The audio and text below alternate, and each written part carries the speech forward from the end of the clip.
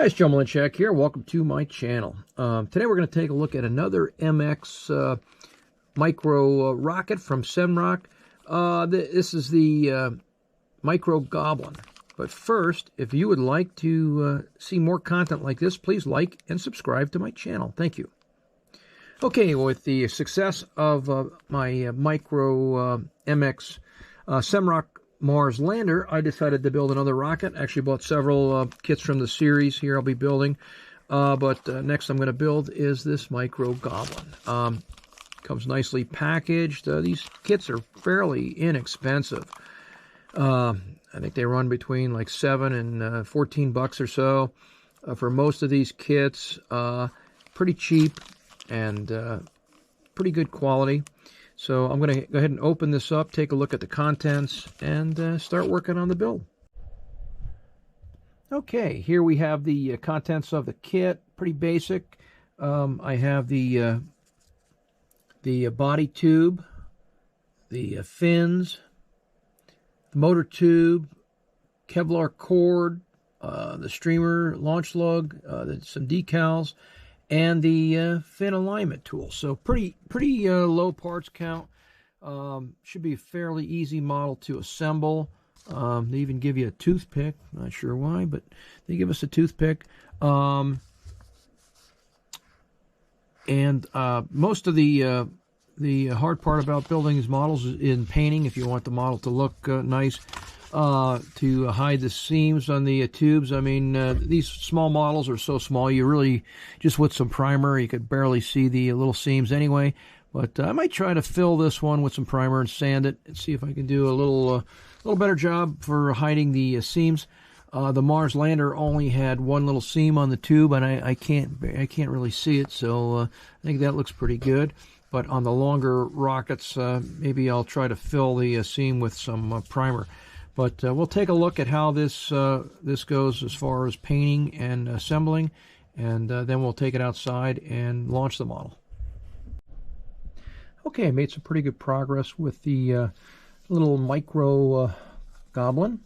The model is pretty fun to build, pretty simple as far as assembly goes. Most of the work is in your finishing, priming, sanding, painting. So what I did was I actually kind of doing some experimenting based on some recommendations. I tried this Duplicolor automotive primer. It's supposed to fill some of the seams there, but I don't know if it did a good job of that. I went ahead and filled the little seams with some Tamiya putty, just plastic model putty. We'll see how that goes on the final paint. Then I sanded between coats, and I actually gave it a coat of my fine white surface primer.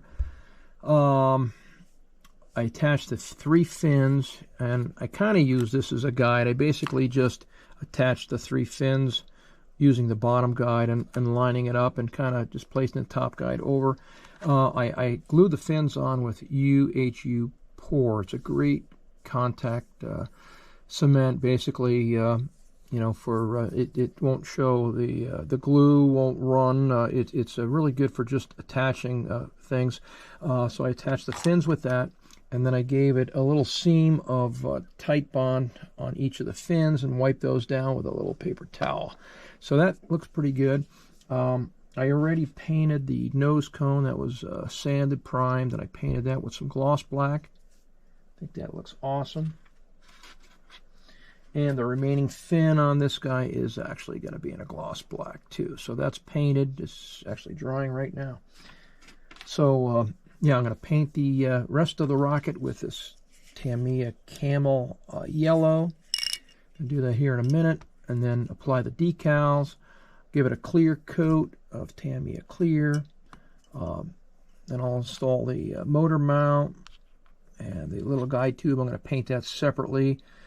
Only because I did it on my Mars lander back there, and you could see a little bit of the blue in the corners there. I mean, it looks okay, but I'm going to just paint this whole thing, glue it on there so it looks really nice. So we'll take a look at the finished rocket, and then we'll give it a test flight. All right, we have the completed MX Goblin from SEMROC. I think it came out really beautiful. I mean, the model just looks amazing. I love the paint. My model came out to 4.2 grams. We'll set it next to the Mars lander. The manufacturer says 4.25, so we're exactly at the manufacturer's suggested weight for the model. We're going to take it outside and give it its first test flight.